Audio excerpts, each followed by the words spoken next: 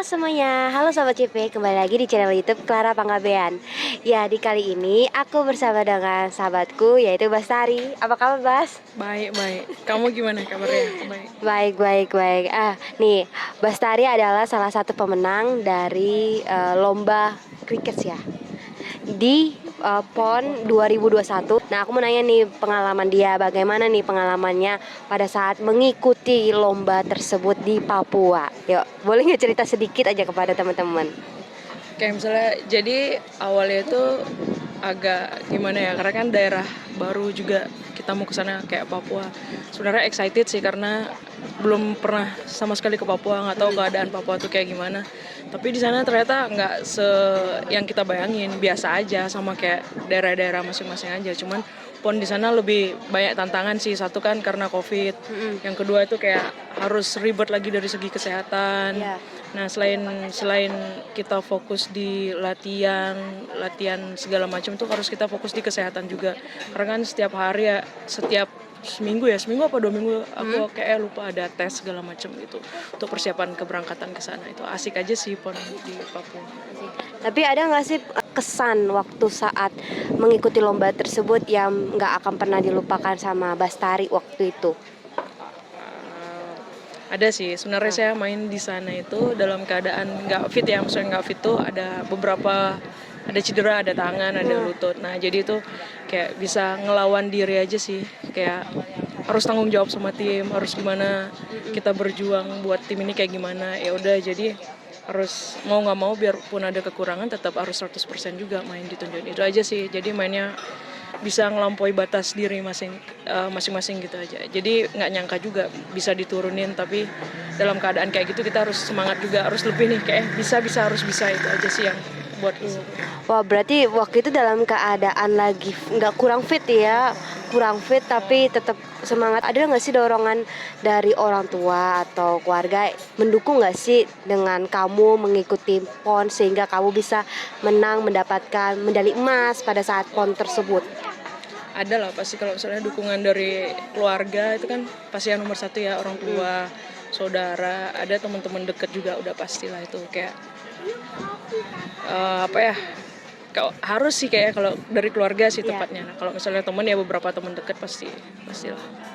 Tapi pada saat nih mengikuti lomba kan kamu mewakili Pulau Bali ya, berarti mewakili Pulau Baru dan bertanding dengan seluruh pulau yang ada di Indonesia Ya, gitu kan, dan provinsi. provinsi di Indonesia, dan kamu menang pada saat itu. Nah, dan apalagi itu kan daerahnya di Papua ya, itu kan mungkin kondisi udara misalkan yang berbeda ya dengan di Bali. Kalau Bali kan ciri khasnya ya agak panas berangin gitu ya. Kalau di sana mungkin agak dingin gitu kan. Enggak. Mempengaruhi nggak sih? Sebenarnya pengaruh sih juga, karena kan kadang-kadang di sana kalau yang saya rasain ya, kalau panasnya itu nggak ada angin gitu. Kalau di Bali panas kenceng, panasnya terik, cuman ada angin gitu. Kalau di sana kadang-kadang ada angin, kadang-kadang ada enggak gitu. Cuaca pasti pengaruh lah, satu pasti cepet haus atau dehidrasi kan karena kita tumben juga ke daerah mereka. Tapi kalau untuk faktor makanan ya mau nggak mau kita harus apresiasi juga orang di sana kan, karena dia juga nyediain kita makanan, mungkin itu yang terbaik buat kita. Jadi apapun ada di sana yang disediain sama panitia, ya udah kita harus terima mau nggak mau gitu. Jadi mungkin dia sama-sama mau persiapin yang lebih bagus juga kan, kita tahu juga daerahnya gitu. Dan dia yang ngurusin kan nggak satu cabur doang, jadi banyak cabur yang harus dihandle sama. Kalau misalnya makanan ya itu, jadi ya udah nggak masalah sih buat saya. Kalau makanan nggak masalah, Nggak masalah. tapi cuaca juga nggak masalah ya. Nggak masalah karena udah biasa Udah biasa panas-panas. juga pada saat. Nah, kalau main kriket itu ada nggak sih misalkan keahlian sesuatu, harus pinter lari misalkan. Kalau kita berlari kan memang harus bisa dilatih itu dengan lari gitu kan. Nah, kriket itu seperti apa yang keahlian nih mungkin teman-teman ini pengen tahu yang harus kita pelajari gitu lebih lagi mendalam daripada yang lainnya itu. Kalau misalnya dasarnya sih secara umum tuh ada 3 gitu kayak spesialis. Ada yang betting tuh kayak mukul. Oh, mukul Ya, misalnya kalau yang bowling tuh bowling tuh biasanya kita sebutnya bowler kan, itu kayak lempar. Ada yang namanya fielding tuh yang jaga. Jadi itu sih tiga inti yang ada di permainan tuh itu, sama wicket keeper satu. Cuma sejarah sederhananya kayak gitu. Yang ada maksudnya kalau untuk lari mungkin menurut saya semua olahraga juga perlu lari ya, karena kan Iya. ke fisik dia endurance segala macam. Jadi ya harus fisik tuh perlu juga, sehat, makanan segala macam, jasmani rohani, yang nggak lupa juga mental, kesehatan mental kan perlu Mentalnya banget. penting juga ya. Ya itu untuk pra kompetisi kan penting banget, Ya kesiapan apalagi mental. keluar kota gitu ya. Ya, Mungkin dengan keadaan yang baru kan iya. corona segala macam kan harus adaptasi sama itu lagi, harus benar-benar jaga kesehatan kan, nggak boleh kena sedikit nggak jadi berangkat tuh. Kena hari itu nggak bisa main tuh gitu. Oh, tapi pada saat corona ini masih tetap latihan nggak sih kalian? Persiapannya Ya persiapan untuk misalkan untuk lomba gitu.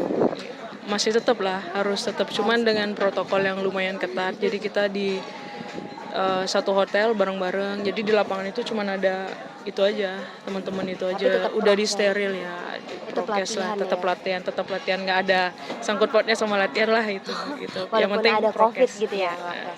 Nah, mungkin pertanyaan yang terakhir nih buat Bastari, buat menyemangati teman-teman semuanya, apa nih pesan untuk teman-teman untuk tetap semangat apapun itu hobi atau cita-cita yang mereka inginkan? Sebenarnya kalau hobi yang bisa ngasilin sesuatu tuh pasti asik kan. Cuman kalau misalnya kita mau berprestasi itu yang difokusin itu senengnya dulu aja sih sebenarnya. Kalau kita udah seneng ngejalaninnya dengan ikhlas pasti jadi tuh. Kalau misalnya kita mikirnya oh ini dapat rewardsnya kayak gini, nggak bakal jadi menurut saya. Jadi kalau apapun yang kamu mau, prosesnya ikutin, seneng dulu. Kalau udah kamu seneng lanjutin, udah gitu. Nanti hasilnya belakangan. Dan yang paling penting adalah fokus juga ya kepada satu yang pengen dituju gitu ya. Seneng intinya lah, seneng. Kalau udah seneng pasti ikhlas. Wah, terima kasih banyak Mbak Sari atas kesempatannya aku bisa mewawancarai sang juara dari PON. Selain itu juga dia aku menjadi inspirasi juga buat aku karena kamu selain memiliki hobi bermain kriket, kamu juga tetap pendidikan ya yang paling utama ya. Bastari yang selanjutnya akan mengikuti jenjang S2 ya di hukum ya. Sukses selalu buat Bastari, baik itu permainan kriketnya maupun pendidikannya, apapun yang kerjakan berhasil ya. Terima kasih. Dan buat teman-teman jangan lupa untuk selalu mengikuti channel YouTube Clara Panggabean, dan salam dari kami semuanya, dari kami di Bali. Dadah.